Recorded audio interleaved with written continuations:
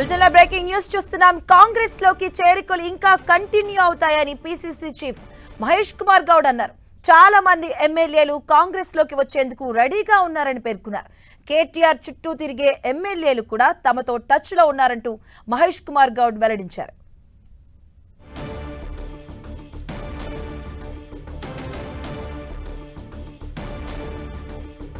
PCC chief Mahesh Kumar Goud కీలక వ్యాఖ్యలు చేశారు. కాంగ్రెస్ లోకి చేరికలు ఇంకా కంటిన్యూ అవుతాయంటూ పీసీసీ చీఫ్ మహేష్ కుమార్ గౌడ్ పేర్కొన్నారు.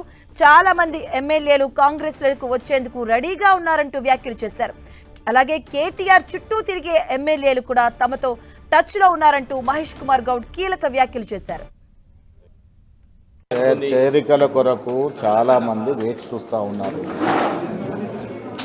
కాంగ్రెస్ పార్టీ యొక్క 6 గ్యారంటీలు కానీ బీఆర్ఎస్ పార్టీ 10 సంవత్సరాలుగా చేయలేనటువంటి అభివృద్ధి సంక్షేమ కార్యక్రమాలు 11 నెలల్లో చేసి చూపించాం. కాబట్టి ప్రజలతో పాటు ఎమ్మెల్యేలు కూడా మా దిక్కు రావాలి, సత్ఫలితాలు ఇస్తున్నటువంటి ఈ ప్రభుత్వంలో మేము కూడా భాగస్వామ్యం కావాలని ఎమ్మెల్యేలు రెడీగా ఉన్నారు.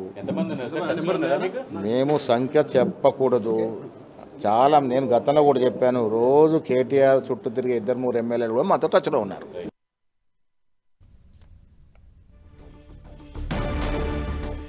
టీపీసీసీ చీఫ్ మహేష్ కుమార్ గౌడ్ కీలక వ్యాఖ్యలు చేశారు. చాలా మంది ఎమ్మెల్యేలు కాంగ్రెస్ లకు వచ్చేందుకు రెడీగా ఉన్నారంటూ కీలక వ్యాఖ్యలు చేశారు. ఇదే అంశానికి సంబంధించిన పూర్తి అప్డేట్స్ మా కరెస్పాండెంట్ ప్రతాప్ అందిస్తారు. ప్రతాప్, ఈ రోజు హైకోర్టు కీలకమైన తీర్పు రావడంతో కాంగ్రెస్ పార్టీలో ఒక జోష్ అయితే కనబడుతుందని చెప్పుకోవచ్చు. ముఖ్యంగా ఇప్పటి వరకు పార్టీ ఫిరాయించిన ఎమ్మెల్యేలు ఎవరైతే ఉన్నారో వారిపైన కూడా బీఆర్ఎస్ పార్టీ నుంచి కేసు వేయడం జరిగింది. హైకోర్టులో వారిని డిస్క్వాలిఫై చేయాలని చెప్పేసి, అనర్హత వేటు వేయాలని చెప్పేసి కేసు వేశారు. అయితే దీనికి సంబంధించి కూడా ఇప్పటి వరకు జరిగిన వాదనల తర్వాత ఈ రోజు తీర్పు కూడా రావడం జరిగింది. దీనికి సంబంధించి స్పీకర్ నిర్ణయం తీసుకోవాలి, కాకపోతే సాధ్యమైనంత తొందరలో నిర్ణయం తీసుకోవాలంటూ కూడా కోర్టు చెప్పడం జరిగింది. ఎందుకంటే జ్యుడిషియరీకి సంబంధించిన న్యాయ వ్యవస్థ, శాసన వ్యవస్థలో జోక్యం చేసుకోవడానికి అవకాశం ఉండదు. కాబట్టి ఒక దాంట్లో ఒకటి జోక్యం చేసుకోవడానికి నిబంధనలు ఉంటాయి. కాబట్టి దీన్ని దృష్టిలో పెట్టుకొని కోర్టు కూడా ఈ అంశానికి సంబంధించి స్పీకర్ నిర్ణయం తీసుకోవాలని చెప్పడం జరిగింది. అయితే ఈ స్పీకర్ నిర్ణయం తీసుకోవాలన్న నేపథ్యంలో ఇదంతా కూడా పూర్తిగా ఇప్పుడు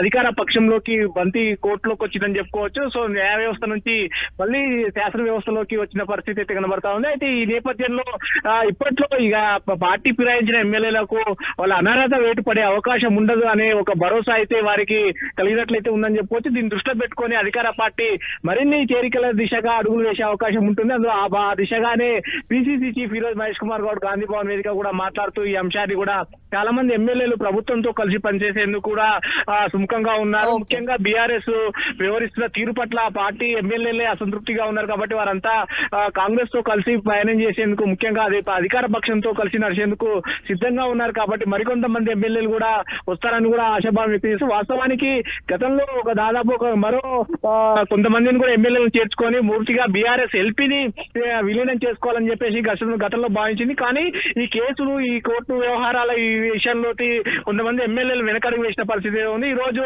ఈ తీర్పు వచ్చిన నేపథ్యంలో అధికార పక్షం దూకుడుగా ముందుకెళ్తామంటూ కూడా పార్టీ నేతలు చెప్తున్నారు. సో మొత్తం మీద ఇప్పుడు చూసినట్లయితే కనుక ఈ కోర్టు తీర్పును దృష్టిలో పెట్టుకొని మరికొన్ని చేరికలకైతే రంగం సిద్ధం చేసే అవకాశం అయితే ఉందని చెప్పుకోవచ్చు. ఇప్పటికే కొంతమంది ఎమ్మెల్యేలు గతంలో సంప్రదింపులు ఏవైతే మంది చేశారో ఆ సంప్రదింపుల్లో చేసిన ఎమ్మెల్యేలంతా కూడా లాక్కునే అవకాశం ఉంటుంది. ముఖ్యంగా గ్రేటర్ హైదరాబాద్ పరిధిలో కాంగ్రెస్ పార్టీకి పెద్దగా బలం లేదు. కాబట్టి నెక్స్ట్ వచ్చే సంవత్సరంలో గ్రేటర్ ఎన్నికలు ఉంటాయి. కాబట్టి దాన్ని దృష్టిలో పెట్టుకొని గ్రేటర్ హైదరాబాద్ పరిధిలో ఎమ్మెల్యేలు తీసుకునే అవకాశం ఉన్నట్టు కూడా కాంగ్రెస్ పార్టీ వర్గాలు చెప్తారు. పీసీసీ చీఫ్ మహేష్ కుమార్ గౌడ్ కూడా ఇదే అంశాన్ని మాట్లాడుతూ కొంతమంది ఎమ్మెల్యేలు అయితే వచ్చే అవకాశం ఉన్నట్టున్నారు. కానీ ఆ పేర్లు రివీల్ అయితే చేయట్లేదు. సో మొత్తం మీద చూడాల్సి ఉంటుంది ఎవరెవరైతే ఎమ్మెల్యేలు అధికార పక్షానికి చేరుకుంటారా అనేది.